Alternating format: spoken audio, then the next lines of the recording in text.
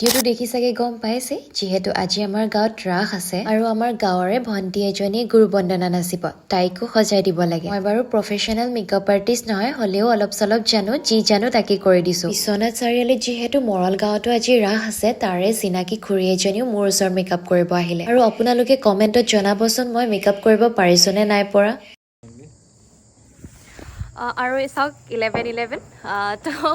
আমি এতিয়া যাম ৰাস চাবলৈ বুলি আমাৰ কোচগাঁৱতে হৈ আছে বলক আপোনালোককো দেখাম আৰু আপোনালোকে শেষলৈকে ভিডিঅ'টো চাব ৰাতিখন ভাই কাৰণে মোহিনী চাব আহিছোঁ